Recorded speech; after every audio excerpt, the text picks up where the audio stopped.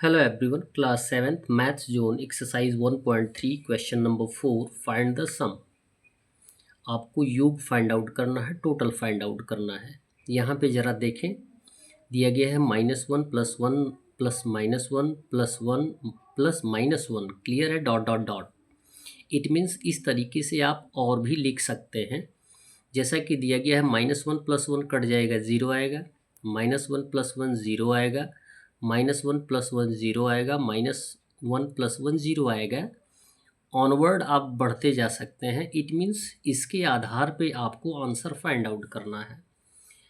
बोला ये गया है कि इफ़ देयर आर 100 टर्म्स, यदि इस तरीके के एडिशन को हम यदि 100 टाइम्स लिखते हैं तो आंसर कितना आएगा, तो सीधा सीधा आप लिख सकते हैं 0।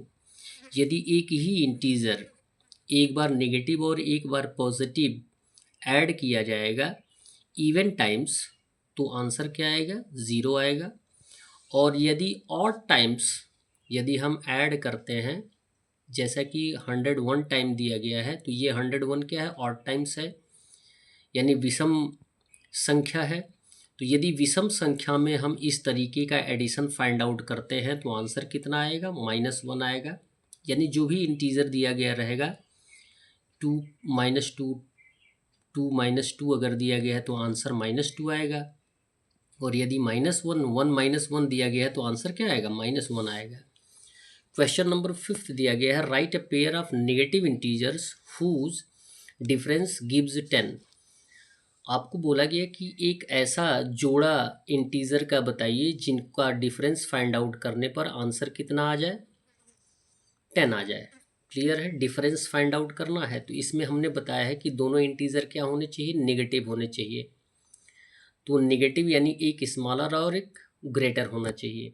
जैसा कि यदि -4 और -11 को हम क्या करते हैं, डिफरेंस फाइंड आउट करते हैं तो आंसर क्या आ जाएगा, वो नेगेटिव होगा। कैसे होगा, यहाँ पे -1 एंड -11 तो दिया गया है, लेकिन आपको इसको लिखना कैसे है, -11 डिफरेंस फाइंड आउट करना है तो किसका सिंबल देंगे, माइनस का, और किसको माइनस करना है, -1 से। तो -11 का -11 होगा, और ब्रैकेट हटाएंगे तो माइनस माइनस क्या हो जाएगा, +1 होगा। क्लियर है, ये आपका आंसर गलत दिखाई दे रहा है। इसमें आपको पॉजिटिव फाइंड आउट करना है, जबकि इसमें आंसर क्या आ जाएगा, नेगेटिव आ जाएगा, -10, और हमें आंसर पॉजिटिव फाइंड आउट करना है। तो इसमें आप लिख सकते हैं पॉजिटिव, यानी बड़े वाले इंटीजर पॉजिटिव और नेगेटिव दोनों लिख सकते हैं। जैसे आप इसको लिख सकते हैं 11 एंड 1, 11 एंड 1। इसको भी आप क्या कर सकते हैं, 12 एंड 1 लिख सकते हैं। कैसे लिख सकते हैं, 11 में से 1 माइनस करेंगे तो 10 आएगा, और 12 में से 2 माइनस करेंगे तो कितना आएगा, 10 आएगा। तो ये हैं पेयर ऑफ इंटीजर्स जिनका डिफरेंस फाइंड आउट करने पे आंसर कितना आ जाएगा, 10 आ जाएगा। क्वेश्चन नंबर 6 दिया गया, which of the following are true. आपको जो टर्म दिया गया है उनमें से कौन सही है। तो ए जो दिया गया है 0 डिवाइडेड बाई 48, किसी भी नंबर से 0 में हम डिवाइड कर सकते हैं। ये एज ए फ्रैक्शन यानी 0/48 लिख सकते हैं, 48/0 हम नहीं लिख सकते हैं। इसलिए ये जो स्टेटमेंट दिया गया है वो ट्रू है।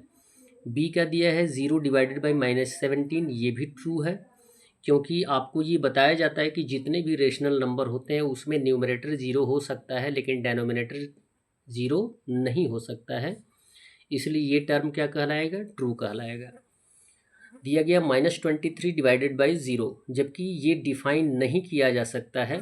कभी भी डेनोमिनेटर यानी डिवाइज़र 0 नहीं होना चाहिए, इसलिए इसको हम फॉल्स लिखेंगे, यद्यपि ये हमारे द्वारा डिफाइन नहीं किया जाता है।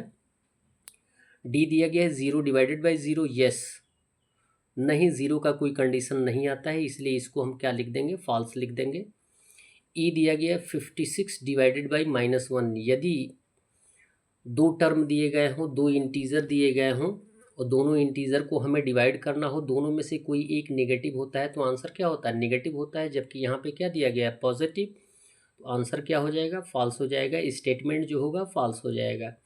एफ दिया गया है, यदि दोनों इंटीजर डिवीज़न के डिविडेंड और डिवाइज़र दोनों नेगेटिव होंगे तो आंसर क्या होगा, पॉजिटिव होगा। और जबकि यहाँ पे आंसर क्या दिया गया है, नेगेटिव दिया गया है, इसलिए ये भी टर्म क्या हो जाएगा, फॉल्स हो जाएगा। That's all. वीडियो को लाइक करें और चैनल को सब्सक्राइब करें। धन्यवाद। और अन्य लोगों को भी बताने का प्रयास करें कि आपके इस चैनल पे class 6, 7, 8 heritage maths and class 6, 7, 8 maths zone, progressive math class 7th, grow with maths class 8 and APC books जो कि एमएल अग्रवाल के द्वारा है, उसका भी क्लास 6, 7, 8 का सॉल्यूशन मिलेगा। धन्यवाद।